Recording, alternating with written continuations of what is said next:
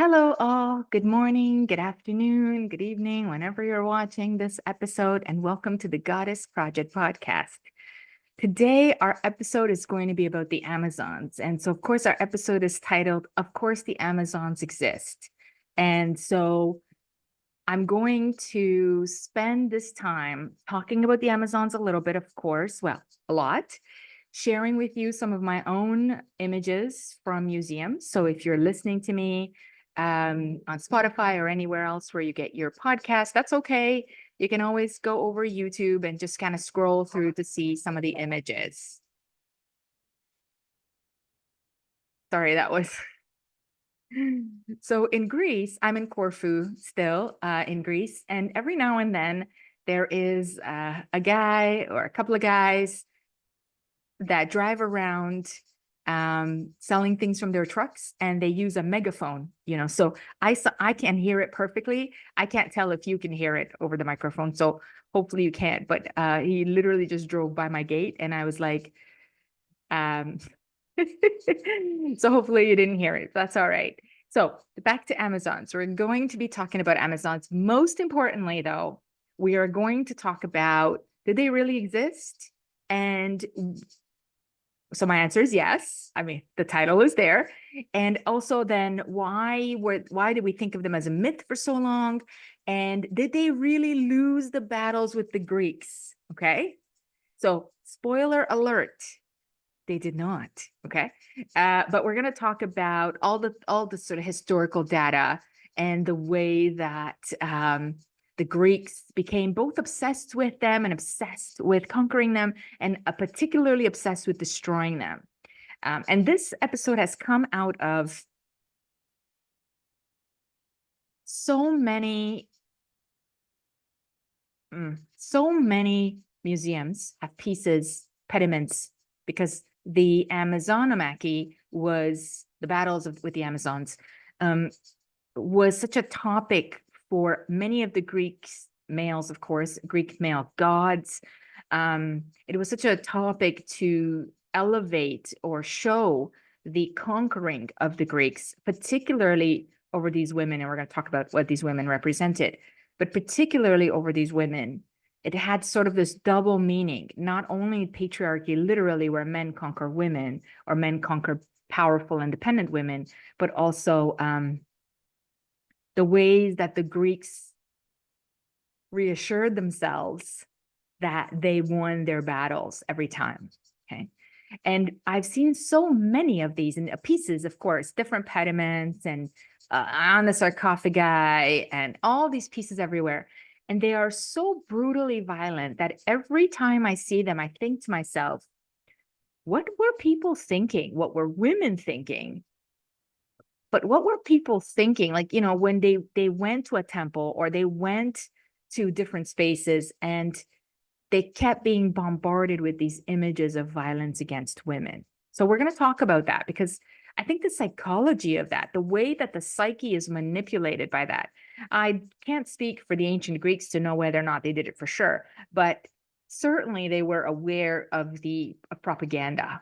Yeah, before propaganda was really invented, of course, as a sort of the way that we think about it in social media and popular culture and the World War II and things like that. Propaganda was rampant among the Greeks, to themselves. Yeah, to themselves. Just a little side note, actually, before or as I get ready to share I'm going to share my screen with you guys and my slides.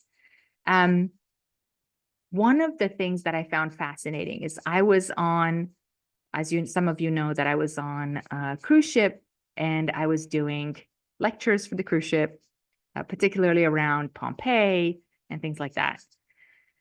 And one of the things that really shocked my audience, so my audience was, I would say, 99% British. Yeah, 99% British. One of the things that really shocked my audience, and all the Brits were seniors, retirees, retired citizens. One of the things that really shocked my audience was the fact that I mentioned how the Greeks, how Americans built their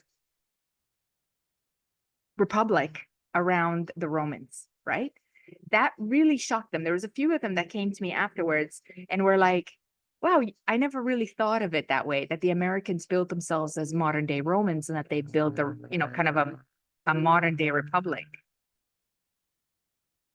Sorry, another guy with his motorcycle. And one of the things, the reason why I bring that up is that the Greeks in propaganda and the way that they portrayed the conquering of the Amazons and the conquering of the so-called barbarians is exactly the way that the Brits later on, colonized much of the Western world and some of the Eastern world, or much of the Eastern world too, in some places. And so it's interesting. It's interesting. Now, some of you might be like, well, okay, Greeks, Romans sort of overlap, but not to the Greeks and Romans.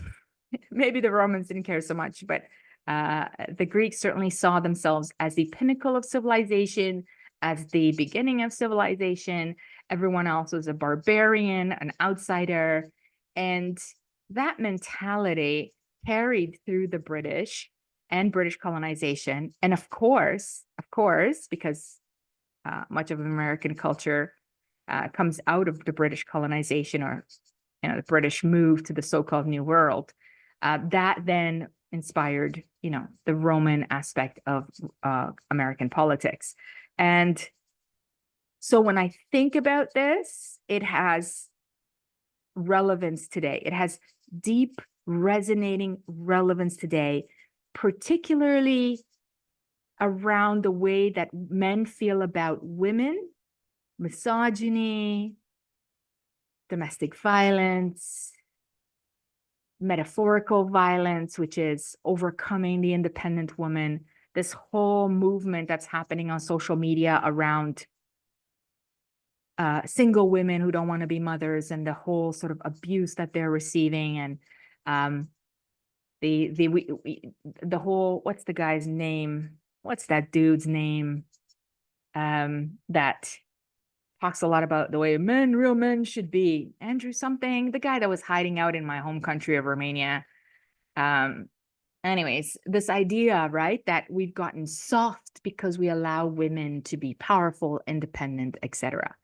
And that men have gotten soft. This idea that men who cannot conquer women are soft, which is so nonsensical, but it's very much that patriarchal propaganda.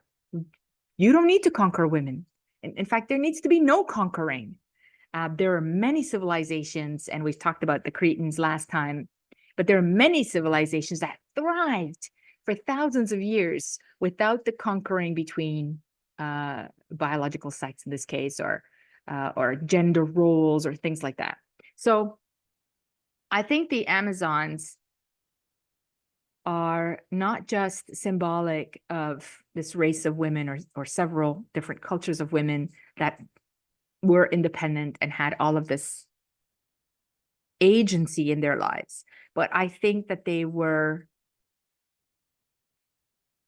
the initial metaphor for patriarchy conquering independent women. So we're going to go through some details about the Amazons, details that I find fascinating. And Adrienne Mayer is all over social media. I think she's on TikTok a lot. On Twitter a lot. She wrote a book literally called The Amazons. She is the expert in this field. I highly recommend picking up this book. It is quite a dense book, and she is the expert of the Amazons. In the way that I'm the Artemis expert, she's the Amazon expert, a leading expert today. And much of her work is detailed primary, secondary source, as well as geographical and chronological source. So if you want to learn from a trusted source, I highly recommend her work. Yeah, but I've put together some points because obviously her book is quite heavy. And I don't want to do what someone else has done in a way. I think that is her place, and that is her niche, and that is her expertise. And there are others, of course. We're going to look at several other scholars, and of course, there's primary source. But I do want to we'll talk a little bit about primary source as well, because one of the things that's fascinating is that the Greeks told stories about themselves and about others. But just like every other culture on the planet, they made themselves grander than they were, and their heroes grander than they were. And, it's their own, the conquerors write history. And so in this case, we have to take primary source with a grain of salt. We have to be maybe literal interpreters. Yeah. So we're going to see how that works. Okay.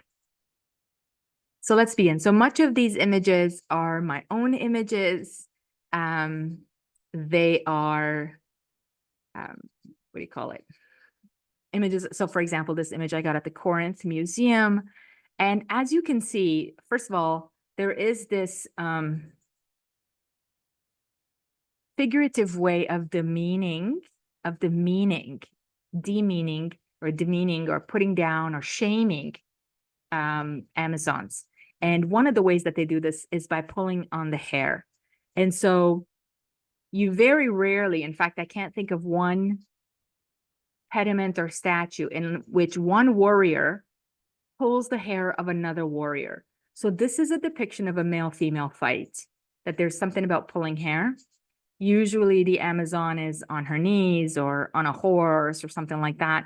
And the male warrior, the Greek warrior, is pulling her hair or pulling her off by the hair. And this is very much a depiction, a visual depiction that this is a female warrior that the males are battling. And so even just looking at this, where this warrior with a shield is pulling the hair, grabbing back the woman that is on her knees, half breast. We're going to talk about breasts in the next couple of slides. But half breast open, so it signifies that she's an Amazon, and it looks like he had a weapon in his hand. So he was probably, going to chop her head off or something like that. There is not just a conquering, but there's a shaming that's happening here. So what is an Amazonomachy? So Amazonomachy really means an Amazon battle, and there were many Amazonomachies or Amazonomachis.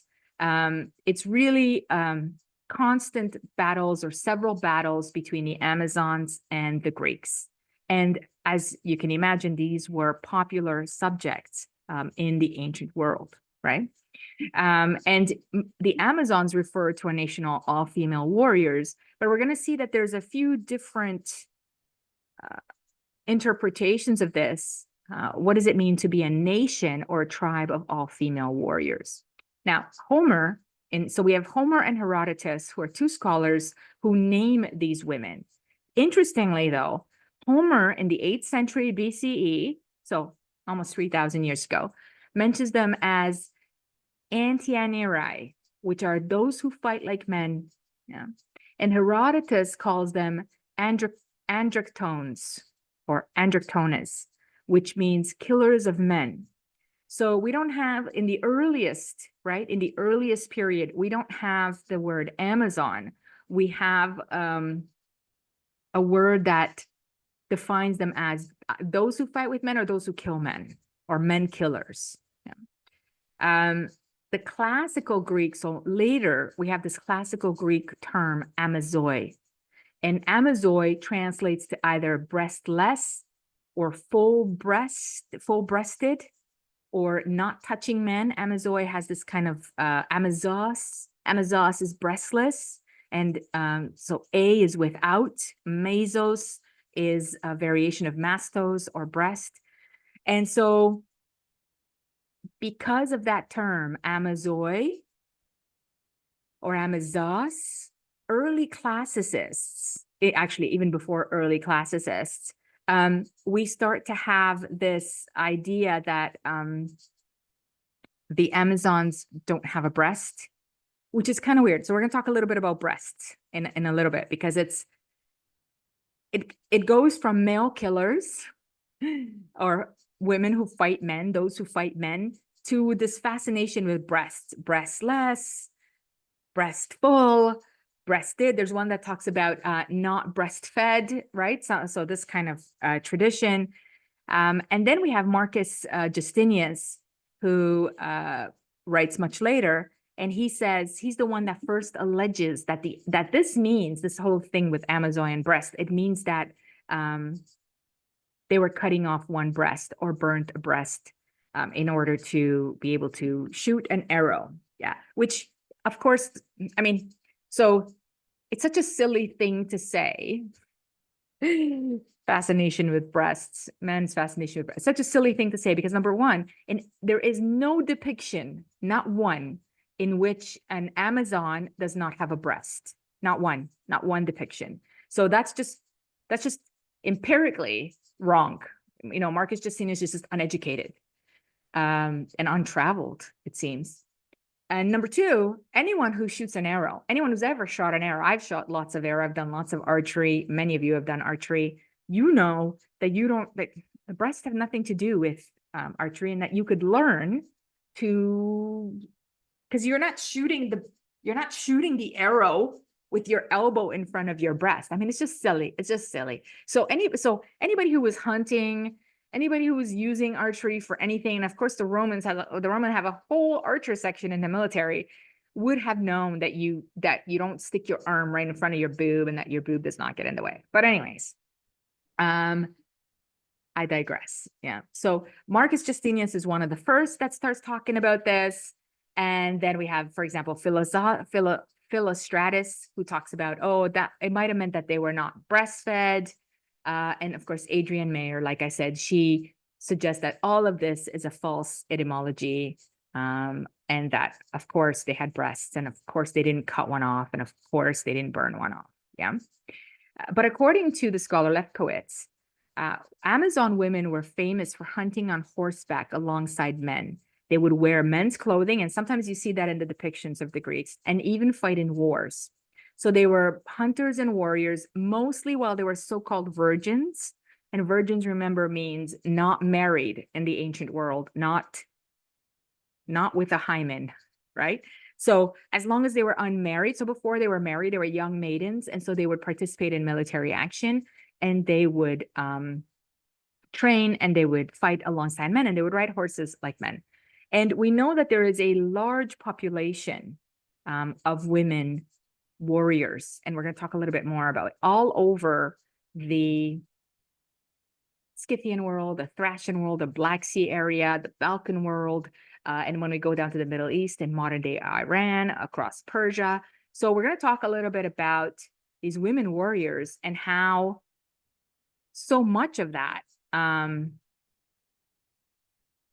was regarded as barbarian by the Greeks. Yeah, regarded by, what do you call it? Outsiders. Obviously, they're outsiders, but barbarian. And what's really interesting is that, in fact, Athenian women, so speaking about how women might have felt walking around and seeing these conquests of women, this was a continuous programming, right? A reinforcement for women to remember, especially Athenian women, because these pediments were all over Athens, all over. But this, remember what happens to women who dare to, number one, fight back. Number two, train, eat, clothe. So women were wearing pants. Now remember, there's a whole discussion, right, in the last 1,000 years where women were not allowed, the Victorian era and all that, where women were supposedly not allowed to wear pants and all this kind of stuff. So women were wearing pants, 3,000 years ago. Anyways, that's another little side note. But so, to dress accordingly, to not be wild, to not whatever. So remember that Athenian women were trapped at home. They had to stay home. They were not even allowed to leave the compound unless they were fully covered, or if they were wealthy, they were carried around in these kind of boxes, right? In these, what do they call them? Litters, which is a weird name for them in English. And so, or horse and buggy or whatever, which depends how much wealth you had. So imagine Athenian women seeing this representation of what happens to women who step outside of the norm. And in fact, one could argue that the Amazons were even more liberated than Spartan women. Okay, because so Spartan women, of course, were very strong. So compared to Athenian women, Spartan women are the next level, right? They lived more liberal lives. They could own property. They had they had communal state guardianship of the children. They exercised all of that. But the one thing that Spartan women did not do was that they did not go to war, right? So they were more like a strong breeding body. Let's put it that way. They were well-fed, well-trained, some well-educated, given financial independence, all of that. But their purpose was caregiver, caretaker. So caregiver of the children that they birthed. So they had to birth strong male children, of course, and strong female children. And then they were caretaker of the space while the men were at war. Amazons, arguably, are an independent tribe. Not only do they not answer to men, they have their own army. They do what they want. There is no law that holds them in place. And often they were nomadic tribes. So we're going to talk a little bit about the Scythian tribes, which is a nomadic tribe. But first, let's talk a little bit about the myth. Okay, what is the myth that is perpetrated? Okay, so what did the Greeks tell themselves about the Amazons? So according to the Greeks, so we're talking Herodotus, we're talking Homer, we're talking Diodorus, we're talking all the other primary sources, and even Pausanias, as you'll see later on. They told themselves that the Amazons were a race of female warriors descended from Ares, of course, the god of war. They were skilled at hunting, riding, archery, warfare. They had to be in order to fight the so-called heroes of Greece. They worshipped Ares and Artemis. So, as many of you know, I'm writing a book on Artemis of Ephesus, and absolutely one of the foundational myths of Ephesus is that the Amazons who arrived there or who were there or who went through there, there's lots of versions, so we'll talk about that in the book, establish a temple of Artemis or an original temple of Artemis that eventually grew into the Artemision, which was one of the largest 7 wonders of the ancient world. And their geographic locations were notably associated with Scythia and Asia Minor. So in Greek narratives or Greek epic narratives, the Amazons were non-Greek heroic figures. So they were seen in many ways as equal to the heroes because they had to be, or else what is the point of battle? That challenged the strength and masculinity of the Greek heroes. So lots of heroes made their name by conquering a Amazon. And today and after the podcast, we're going to talk about 3 Amazon queens that were conquered, and we're going to talk about them in detail. But the heroes that made their name by conquering an Amazon queen were men like Achilles, Bellerophon, Heracles, Theseus, and other Athenians. And I'm going to talk a little bit about 3 heroes because they are the worst, but also because it's important to note how men made their name by defeating women. Yeah. In Homer, King Priam first talks about Amazons when he recounts a battle from his youth. So he says, according to Homer, in the Iliad, he says, "I looked on the Phrygian men with their swarming horses, so many of them, the people of Otreus and godlike Mygdon, whose camp was spread at that time along the banks of the Sangarios. And I myself, a helper in war, was marshal among them on that day when the Amazon women came, men's equals." Yeah. So we're going to talk a little bit about how the Amazons came to the help of Troy, that they brought their military to help Troy fight the Greeks. And of course, unpredictably, Troy and the Amazons were conquered. Of course, for example, when we talk about Bellerophon, and I don't think that people talk enough about Bellerophon, perhaps we'll talk about him one day. Anyways, Bellerophon is actually the one who captured and tamed the horse Pegasus. I know in Clash of the Titans, we have Perseus who does that to Pegasus, but it's Bellerophon who, like I said, is a little talked about hero. Anyways, he made his name because he slaughtered the Amazons who fight men in battle. Yay. Yeah. They also the Amazons play a role in the saga of Heracles, and we're going to talk about that with Hippolyta. And of course, we're going to talk about Theseus and all that kind of stuff. One of the things that Herodotus, for example, especially focuses on in his book is the way that the Greeks defeated the Amazons and took them captive in Scythia, by the North Black Sea. And he writes this whole thing about how they were defeated. Okay, Herodotus, 8th century BCE. He says, the Amazons had nothing except their weapons and their horses, and got their living by hunting and taking bounty. They kind of sound like early Norse or so-called Viking tribes. Yeah. Eventually, they intermarried with the Scythians. So Herodotus is trying to tell us that they weren't actually Scythians, but that they were dropped there or landed there with the Greeks, and they eventually intermarried. Now, there are other historians who say that the Amazons were already there, that they come from Scythia and the Black Sea, but okay. He notes, Herodotus, from then forward, the women of the Sauromatae practiced their ancient way of living, going out regularly on horseback to the chase, both in the company of men and apart from them, and going to war regularly, and wearing the same dress of the men, so they wear pants. As regards to marriages, their rule is this, that no maiden is married until she has slain a man of their enemy. Some sources say she has to slay 3 men. Okay. And some of them even grow old and die before they are married. So basically, they don't want to get married because they are not able to fulfill the requirement of the law, or because they don't want to get married, Herodotus. Yeah. Another sort of ancient source that couldn't fathom the idea that strong, independent, powerful women could take men as lovers, but didn't have to marry anyone. Yeah. Yeah. So you can only imagine how many stories about the Amazons, or how many of their myths were created to engage men, but also hold them up. Yeah.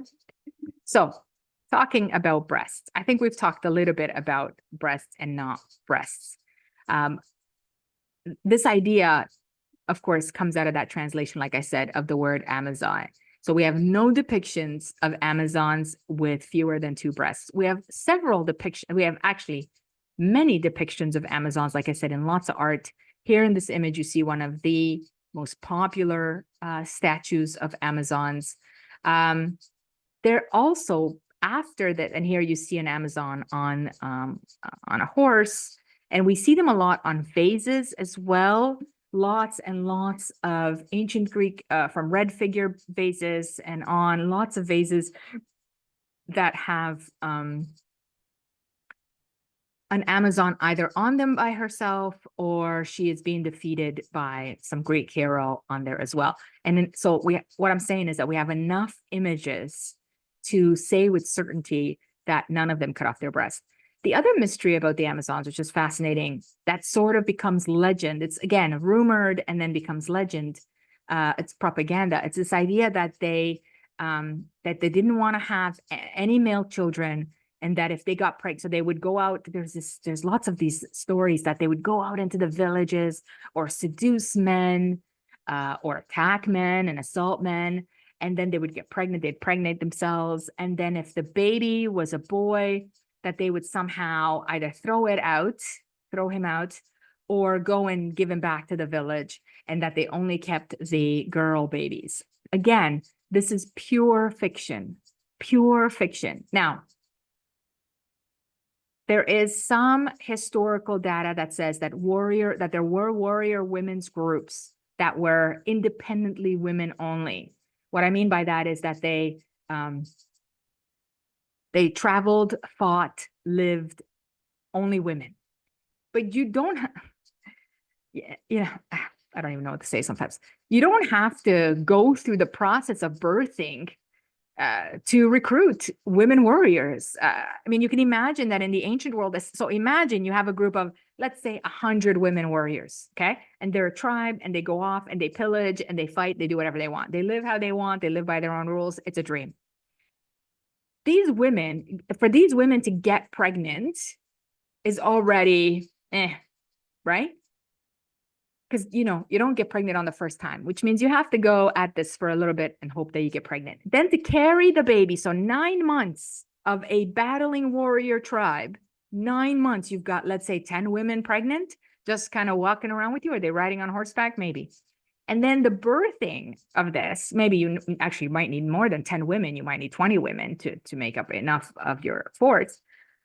Then the birthing of this process, so let's say half of these children or 2/3 of these children are born alive. So that's, let's say we got 20 women pregnant, that's 15. Half of these children are boys. So you take back 7, you throw them out, or you take them back to the village. And then you keep 7 girls. So out of 20 pregnancies, you lost some women in the pregnancy. You lost some babies, and you've got 7 baby girls. And now you're going to spend 18 years, at least 14 years. Okay, at least 12 years watching 7 toddlers, caring for 7. I mean, it is silly when you start to break it down practically. When you could literally just go into any village,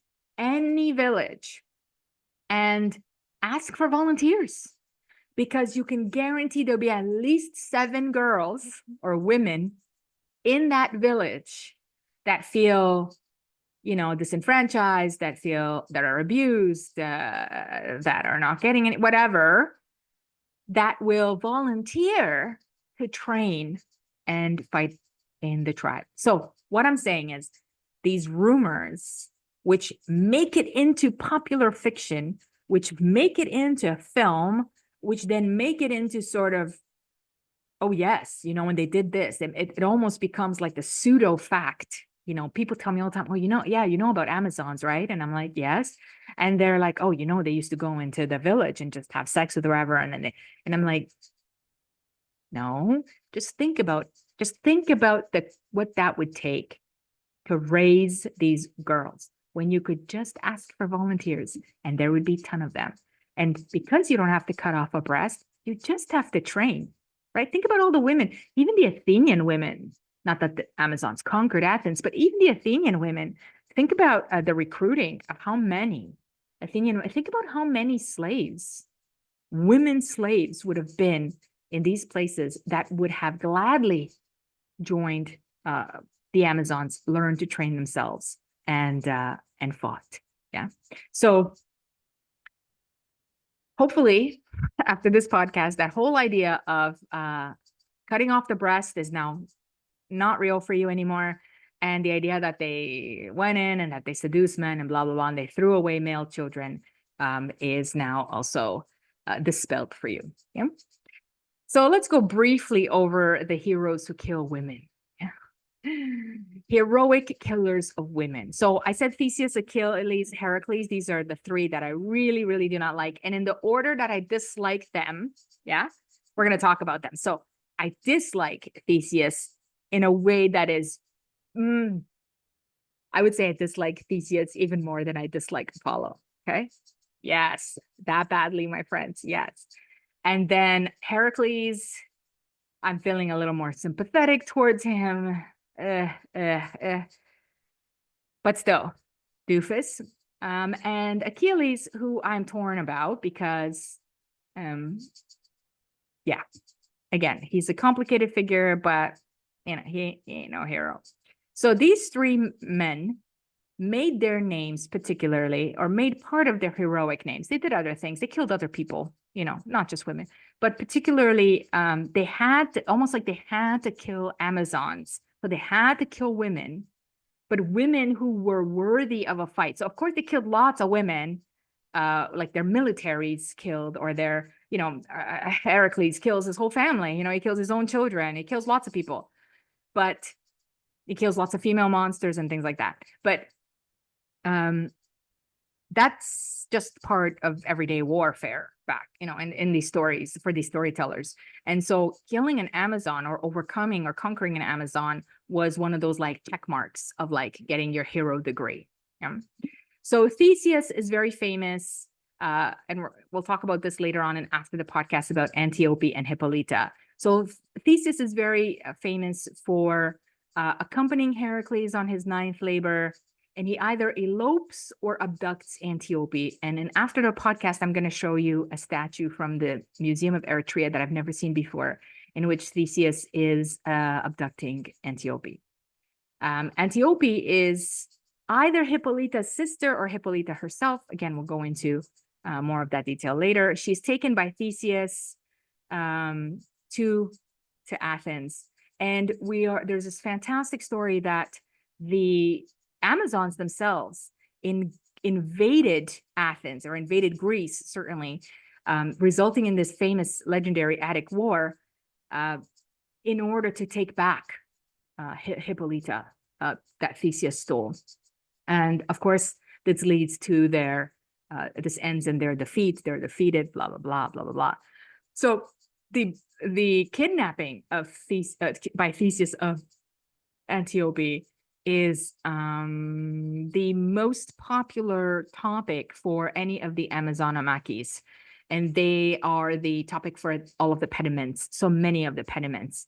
And there's lots of scenes of abduction, particularly of Theseus. So she is, Antiope seen as an Amazonian queen. And unfortunately, the Amazons that come into Greece to take back their queen end up losing. And of course, Theseus emerges victorious. And this particular legend symbolizes Greek dominance over the perceived chaos and barbarism represented by the Amazons. So again, it's this idea that rationality takes over hysteria, that thinking philosophical men, patriarchal men, take over matriarchy or conquer wild women, this idea. Yeah.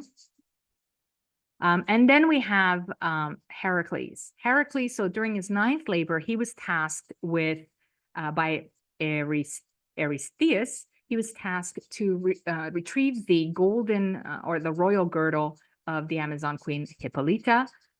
And so this girdle was given to her by Ares, and it was a symbol of her power, particularly her warrior power. And so Heracles, for his 9th labor, is tasked with going and conquering her, taking the girdle, retrieving the girdle. And, we're told that he initially went there to negotiate for the girdle. But due to some kind of misunderstanding that is incited by Hera, so again, another bad woman, this leads to a battle in which the Amazons and Hippolyta are killed. Hippolyta is killed by Heracles, and of course, the Amazons are killed by the other Greeks that are coming with Heracles here. And of course, Heracles takes the belt and he completes this labor. So again, another episode in which Greek heroism is established by the subjugation of powerful women.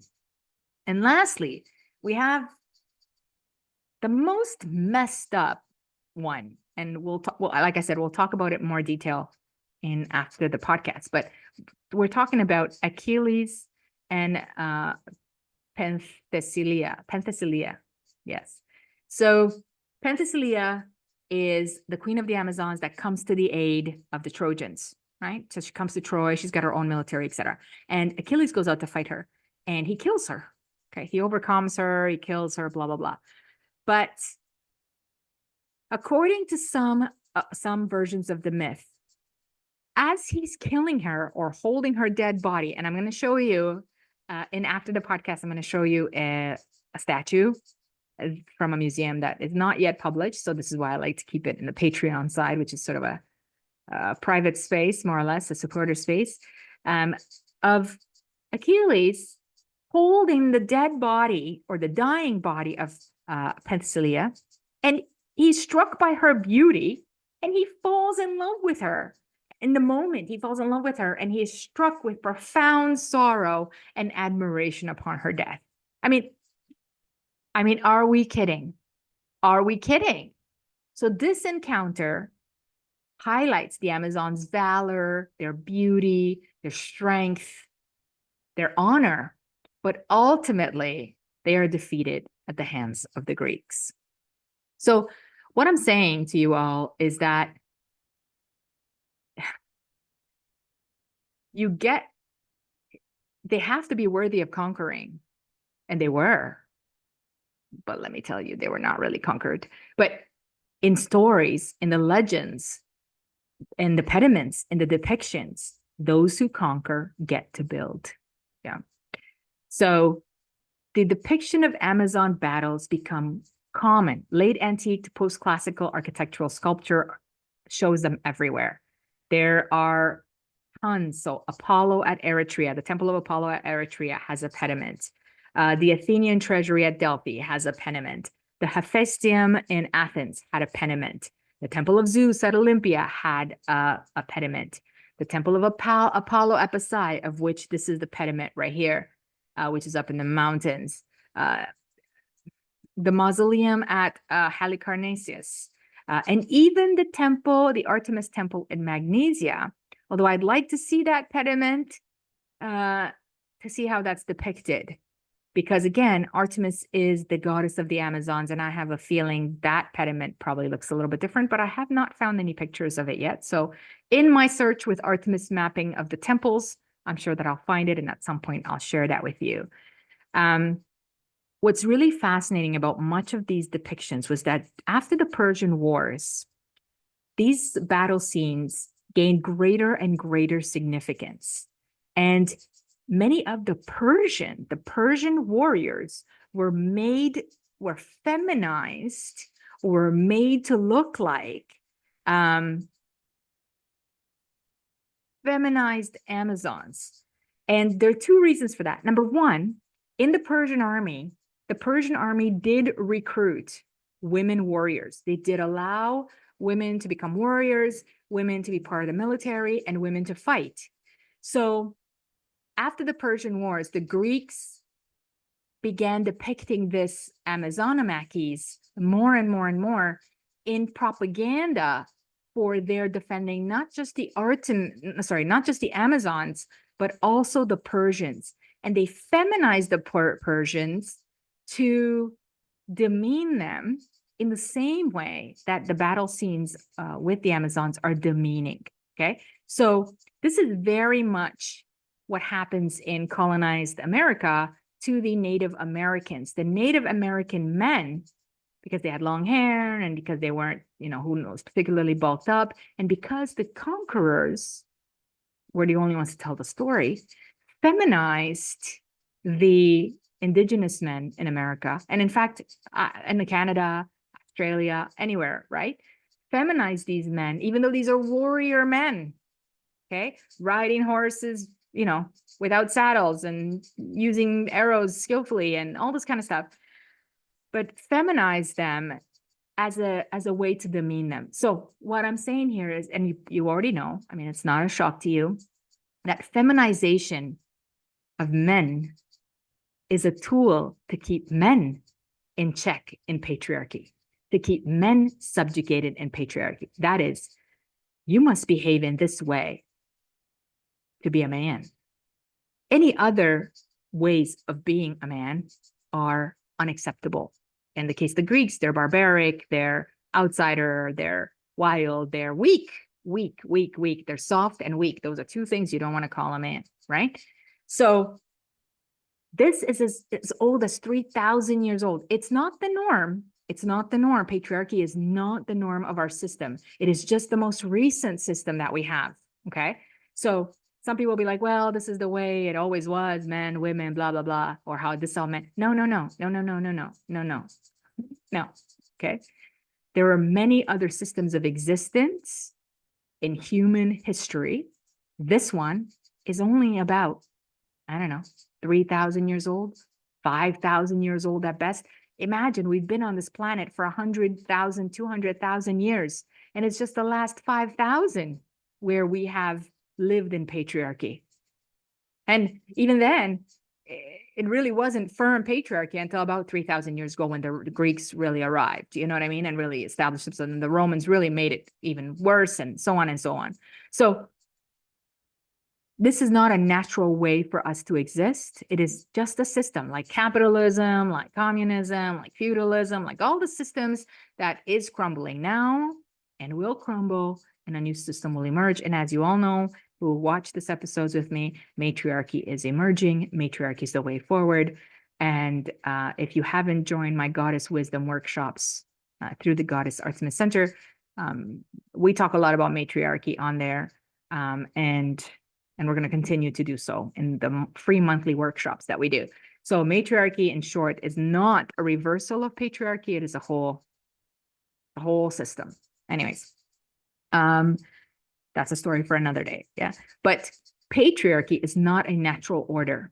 It's just a system that was successful for a while and is now crumbling.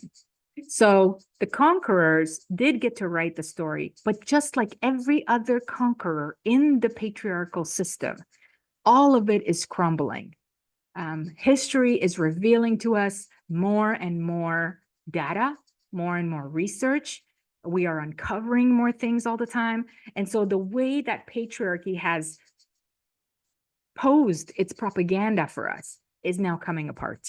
And that's exciting because it's not working for any of us. It's not, well, it's working for the 1%ers. Yay for them. Okay.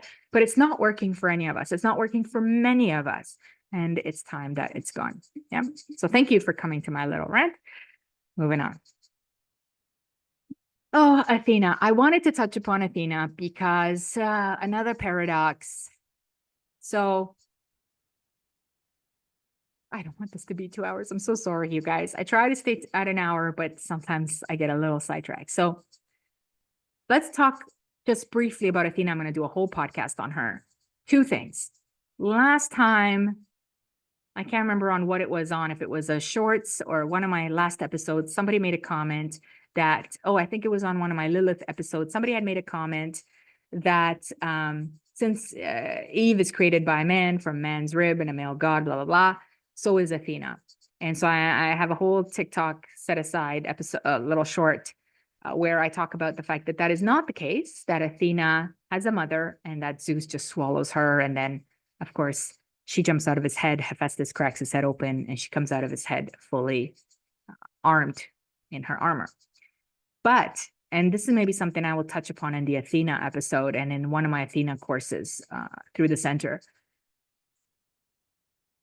Athena is an archaic goddess of wisdom and knowledge, which is why she still maintains the snake, which is why she has the head of Medusa on her chest. Long story. We'll talk about that another time. And I think I touch on that in my Medusa episode. So if you're interested in that, you can watch the Medusa episode. Athena is an archaic goddess. What I mean by that is she predates the Greeks, a goddess of wisdom, a goddess of knowledge, a goddess of fairness, sometimes a goddess of weaving and spiders, things like that. Lots of overlap there. When the Athenians established themselves as an empire, as a powerhouse, et cetera, they're building their legend, they're building their mythology, their origin stories. And they have that origin story of Poseidon and Athena fighting over the city of Athens and which one of them wins to be called, for Athens to be called, whatever, to be named. And of course, because it's Athens, you already know that Athena wins. She becomes, through this long process of changing and adapting her into patriarchy, she becomes a goddess of war, a goddess of battle, a goddess representing men. And if you of course read Asclepius's work, she becomes Aeschylus's work. She becomes the judge and jury. She sides with men all the time. And in fact, according to Aeschylus, the playwright, she says, I have no mother. The playwright puts the words in her mouth. Yeah. And that is sort of taken up, becomes like a trend. And so she is often viewed as having no mother, but that's not true. She has a mother. The reason why they do that is to adapt her more and more and more into an androgynous figure, more and more into a sort of masculine figure, and more on the side of men. And nothing, I think, makes it more clear that Athena is a male or patriarchal supporter than the fact that on her shield, which you see here, so the gold aspect of the shield here is one of my pictures that I took at the Royal Ontario Museum.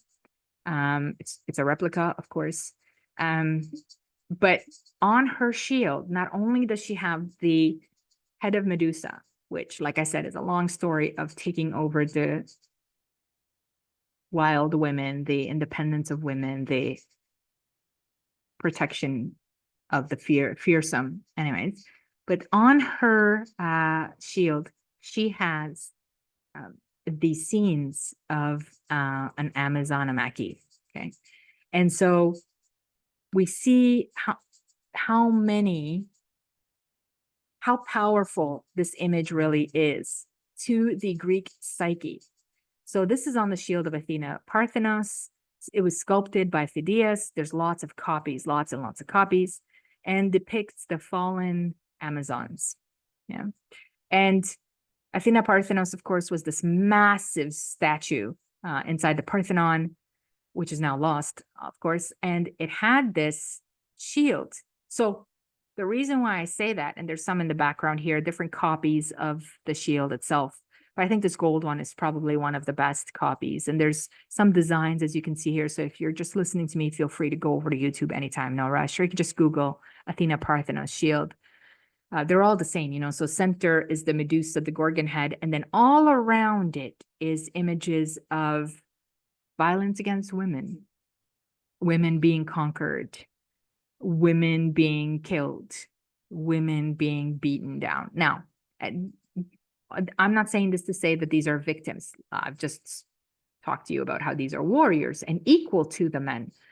But the uneven conquest depicted here and the violence depicted here is very clearly sending a dual or triple message at this point. Number one, of course, men are stronger than even the strongest women. Number two, this is the epitome of Greece. Greece conquers all, including the barbaric women or the so-called feminized Persians in the Greek mind.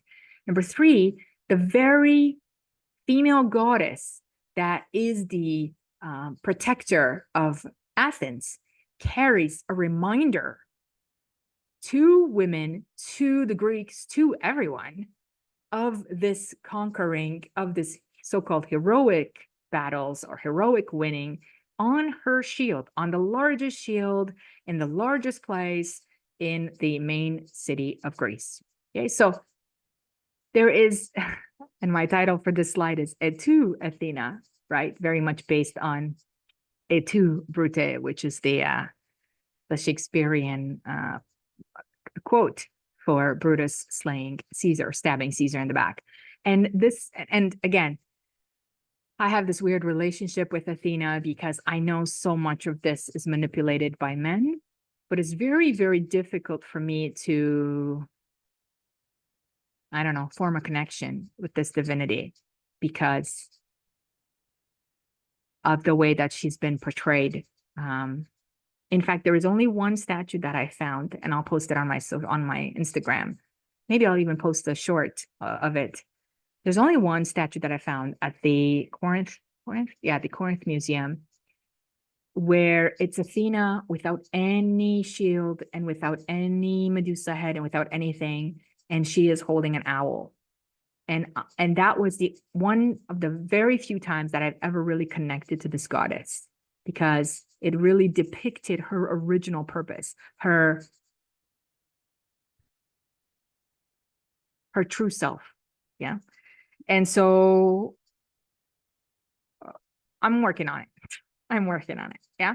But certainly for the Greeks, imagine that double, triple layer of meaning that you've got here, visually representing. So this propaganda, constant. So the symbolism of the Amazonomachy. I think I've been talking about the symbolism of the Amazonomachy this whole episode.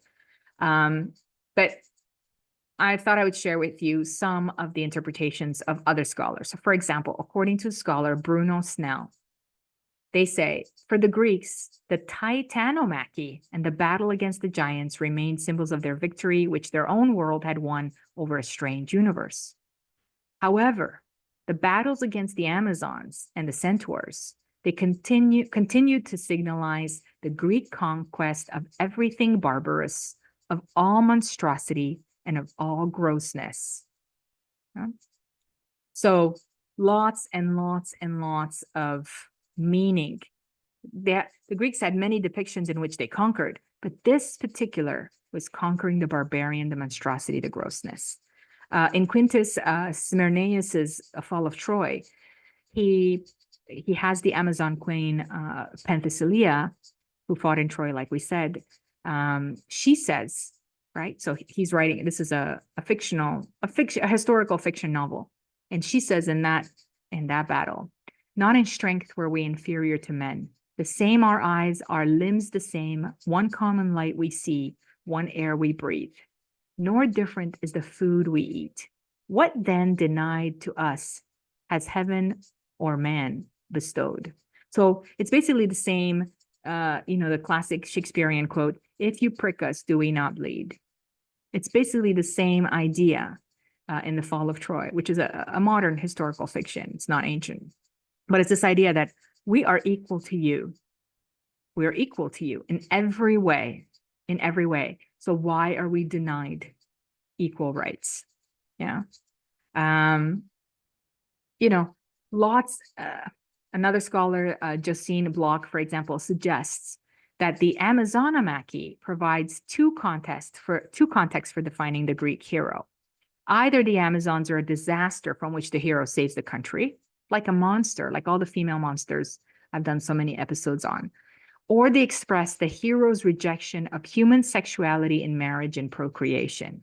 So during the 5th century BCE, like I said, the Persians who invaded Greece led to all of these allegorical depictions of Persians as centaurs or feminized Amazons in Greek art.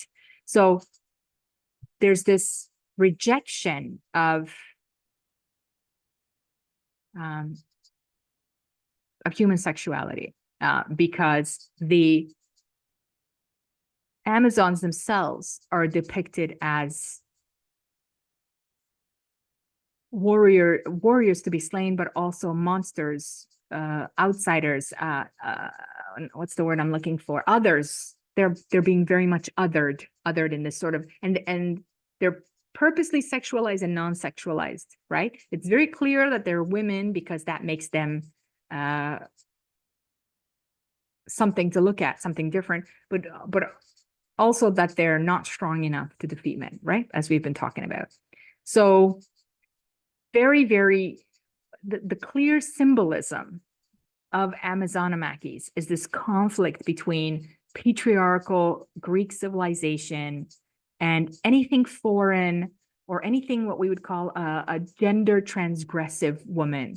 By that I mean any woman that would have seen transgressing the role dictated by the patriarchy to her. And in this case, riding horses, being outside, hunting, blah, blah, all of that. And in fact, just being outside, right, was something that transgressed Greek patriarchy. And so the defeats of that, like we've said, is a continued example of how the Greeks defeated those kinds of women and reinforcing patriarchy. Now, were the Amazons real? So we're getting to the good stuff.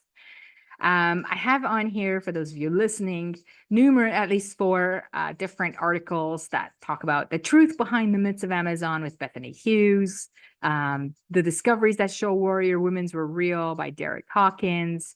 National Geographic had an article called "The Fierce Amazons Were More Than Just a Myth, They Were Real." And then Amanda Foreman writes, "The Amazons, is there any doubt?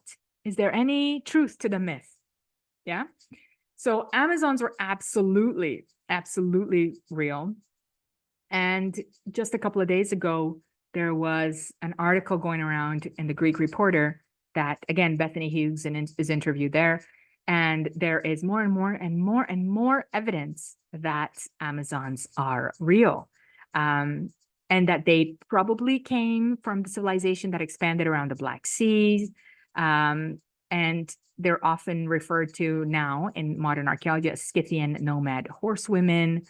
Or we found lots of warrior women in the Scythian kurgans. Lots of archaeology is finding horsewomen that are buried, sometimes with their horses. For example, excavations have uncovered over 1,000 tombs of tribes, like the Scythians. 300 of the burials are of armed women warriors. Okay. So I thought that I would also go over some of the key archaeological discoveries. For example, this one in Tuva, Siberia. So in 1988, this tomb was discovered, and it was thought to be a boy warrior, mummified remains of a boy warrior. And then it has been forensically confirmed that this was a girl not yet 14 years old. She has a leather cap, so very much this idea of the Phrygian cap, possibly shirt and trousers. Much of it is decayed. Her outer garment is a long double-breasted patchwork coat made of fur from a rodent. And she's, more significantly, she was armed with an axe, a bow, a selection of oh my God, Carla, a selection of arrows made of bronze, bone, and wood. And so she is suspected to be one of the female Scythian warriors who was possibly a legendary or part of the legendary Amazons. So that's one. I've mentioned the kurgans in the Eurasian steppe. So lots and lots of burials found there. Like I said, about 300 of them out of the 1,000 are warrior women. The Pokrovka Cemetery in 1994. There were graves there with weapons, horse gear, and women. So when warriors often buried with their horse and their weapons. I mean, that's pretty clear. And we're finding more and more burials. Additionally, the Saromatian and Sarmatian burial sites also have yielded evidence that women were buried with weapons. And this suggests that they were not just warriors, but also part of this warrior nomadic tribe. So there can really be no doubt that the Amazons, so the Amazoi of the Greeks, or that the Greeks talk about, particularly when Herodotus and Homer are talking about men killers and killers of men, there can be no doubt that those figures are based on real life figures. And we are told that by these primary sources that they came in and that they took on Greece at some point, right? In the early 8th century, or perhaps even before Homer and Herodotus's time. An argument has been made that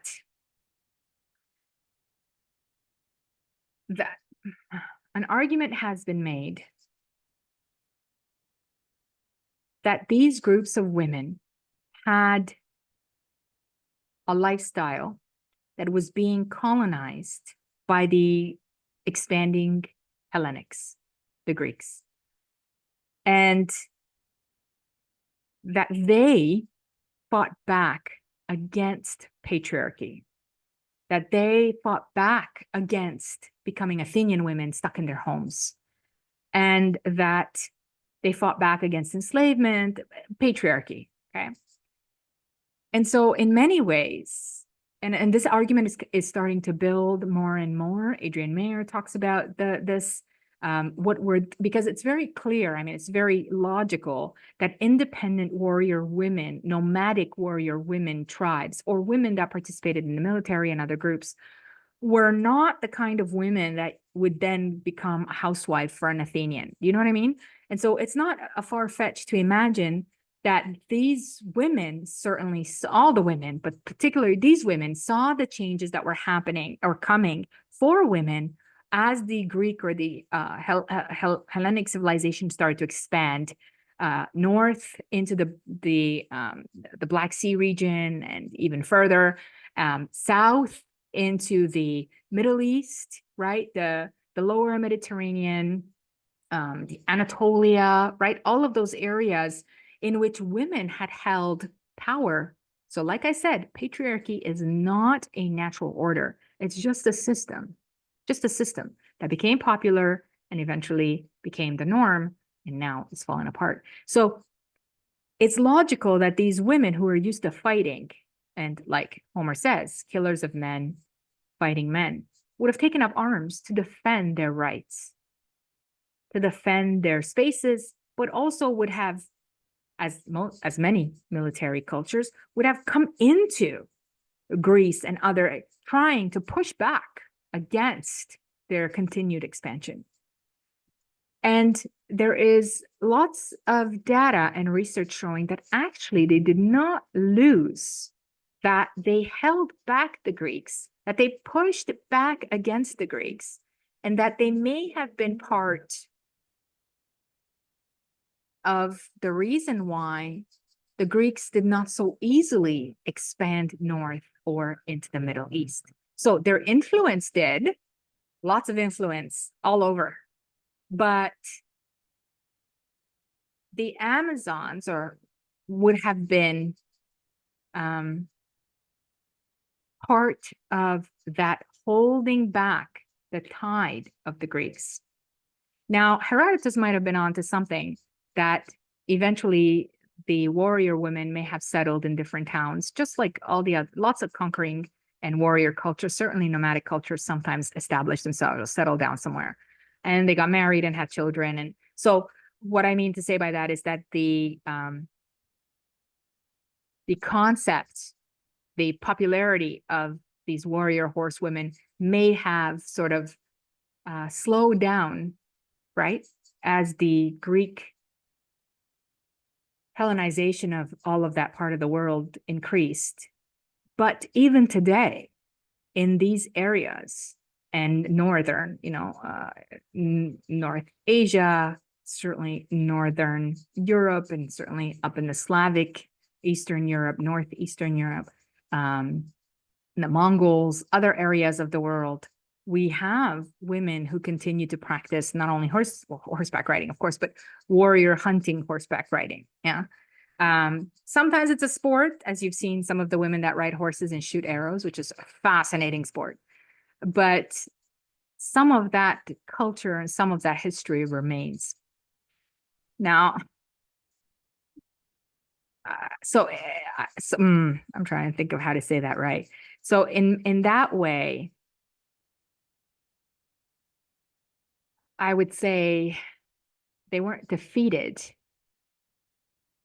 but they became myth and legend, they sort of assimilated. Oh, maybe that's a better word. They assimilated, they acculturated into, the last 3,000 years of history.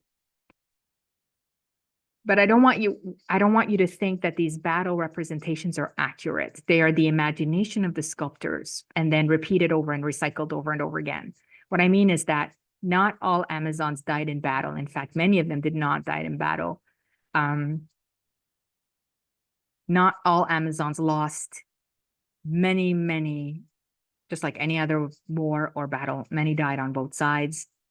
And I suppose, romantically, poetically speaking, their legends frightened and inspired the Greeks in such a way that it forced them to continually depict and write about them.